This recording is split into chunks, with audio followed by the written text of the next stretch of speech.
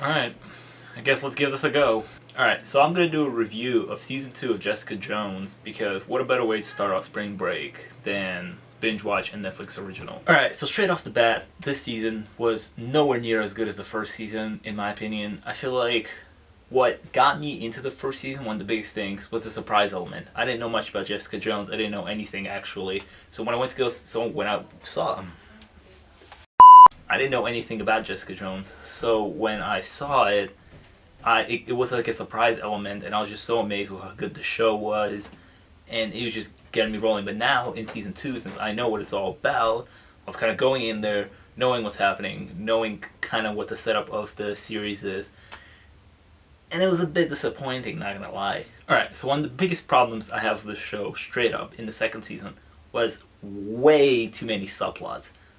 This is going to be a spoiler-free review, so I'm not going to talk about what exactly the subplots were. But there was just way too much things going on. And a lot of the times, I just did not care about a lot of the things. I wanted to see more of the main story, but then we kept on cutting off to other subplots. And it was just not as interesting. A lot of the time, the subplots were also just kind of cut off, and the endings kind of felt abrupt to them. The story that was going on, the little side stories that were going on. And I just didn't understand that.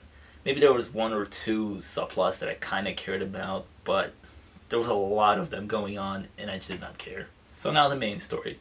The main story this season is now that Jessica is done with Kilgrave, she's now going to go on and find out about her past. She's going to find out how she got those powers, who gave her those powers, where she comes from, all of that, because she cannot remember what has happened to her after the accident that we saw in season 1 with her parents, with her family.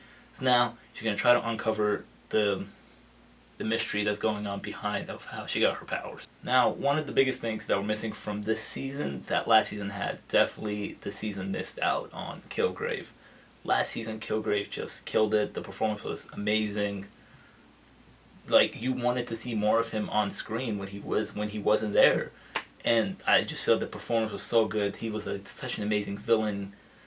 And this season just did not have that to offer. Which is strange because the villain in this season is supposed to mean a lot to Jessica. This villain, the uncovery of this villain, is very, very important to the story and to like who Jessica is as a person. But unfortunately, the performance is not there, and just the writing of the villain was just so like I've kind of seen it before. I was not interested in the villain. This season also felt way too long. To me, it felt like it could have ended 3 episodes earlier, but it seems like they wanted to meet that 13 episodes thing that Netflix originals have, and it just kind of dragged it on. I heard early reviews about the show, and I heard that it was going to be like a drag on, and I really did feel that. I really felt like they could have ended the story in a different way much earlier, and it didn't have to be 13 episodes, but the subplots and everything just dragged it on for 13 episodes, and that wasn't really what I liked about the show. Now, I feel like I've said way too many negative things. There was a lot of things in the show that I did like in this season. One of the biggest things that I liked is the technical work. I feel like the technical work in these shows is just so amazing. One of the biggest things that I like is the use of color and lighting. So, as we know, I saw this amazingly done in Defenders. As we know, we have Daredevil, Iron Fist, Luke Cage, and Jessica Jones. Those are our Marvel heroes in the Netflix universe.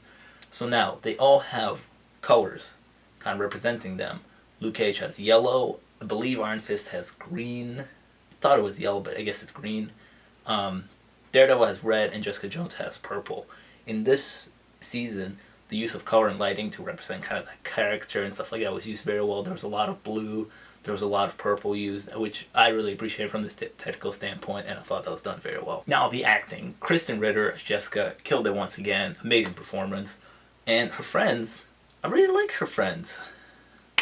Unfortunately, Trish really does. She really goes there. She really goes there. But at the end of season 1, I really want to see what was going to happen with Malcolm and Jessica, because they set up the whole thing that Malcolm now wants to help Jessica, and we do see this in season 2. I really want to see what their relationship is like. Malcolm is my favorite friend out of them because, oh man, Trish is on whatever. Trish is doing her thing. I felt the performances were great. I mean, Trish was very nice Trish, and she performed it, I guess. Was very convincible.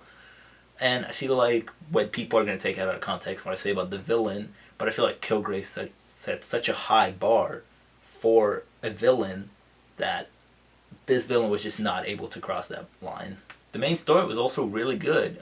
This story was something that they had to tell about Jessica, and it meant a lot to Jessica. And they did. They did what they did, but I'm telling you, the subplots just kind of interrupt the story and just kind of take you out of it because there's just so many subplots. I really wish they focused more on the main story.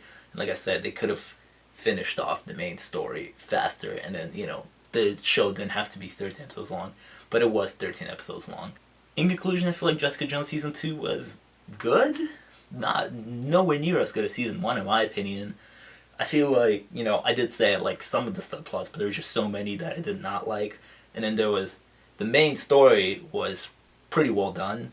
The acting was great, on point. The technical work was all on point. But I feel like this season just dragged on. And they really wanted to reach those 13 episodes that they have set. But it didn't have to be 13 episodes long. And in the end, I think I'm going to give Jessica Jones Season 2 a B-. I think a B- is fair enough. Thank you for watching my review of Jessica Jones Season 2. This is my first time doing this, so hopefully you enjoyed it. And if you want like a spoiler-filled review, I guess I might do one. I'm not going to ask if you guys want to do it because there's not a lot of you here. But yeah, this was my first time doing it, so hopefully I did a good job. I don't know. And if you follow me on Snapchat and you're wondering why I used letters instead of numbers, I don't know. I feel like numbers were way too much out of 10, so I just did letters instead. But yeah, hope you enjoyed it, and definitely check out Jessica Jones Season 2. You might have your own thoughts, but there was just some of my thoughts about it.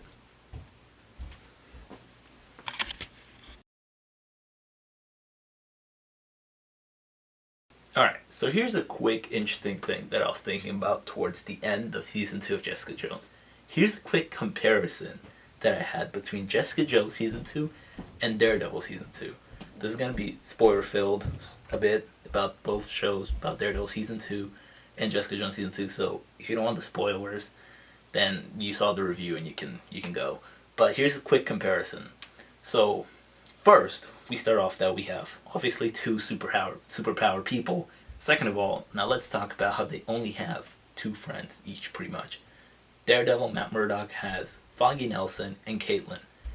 Jessica Jones, in her case, has Trish and Malcolm, really. Then there's like some side characters that help them along the way here. And so now let's talk about the stories in both of the seasons. So, both of the seasons of Daredevil Season 2 and Jessica Jones Season 2 focus on something from our main characters' past, coming back and messing shit up in their lives. That will cause the problems. In Daredevil Season 2, we have Elektra coming back, and she's kind of like the main story. She really fits in there. But then in Jessica Jones, we have her mom coming back. Her mom is the villain, and her mom is now ruining her life. Now, here's towards the end of the both shows, because our main characters care so much about, Daredevil cares so much about Elektra, and Jessica Jones cares so much about her mom, they tell those characters that they're willing to let everything go and leave New York with them. We saw that at the end of Daredevil Season 2, and we saw that in Jessica Jones. She was willing to escape with her mom, go to Canada, I think, and, Daredevil, he wanted to leave New York with Elektra. Now, another comparison is that dream never happens. Both of, people who they care about die. I mean, we all know what happened with Elektra and the Defenders. That's another thing. But at the end of the seasons, they do die. And those dreams that they talked about don't happen. Now, their workplace suffers. So, Matt Murdock loses his friend Foggy Nelson. Foggy goes to work for Jeri Hogarth. Forgot her name for a second. My bad. And in Jessica Jones Season 2, Malcolm leaves Jessica to go work for Jeri Hogarth. And I thought that was really interesting. That was just some comparisons there. Not to mention that, Malcolm worked with Jessica in her line of business, and Foggy worked with Matt in his line of business. And then they both leave their characters for Jeri Hogarth. Just thought that was really interesting. So that's just some comparisons between two seasons that I noticed towards the end of Jessica Jones season 2. I just couldn't help it. Yeah.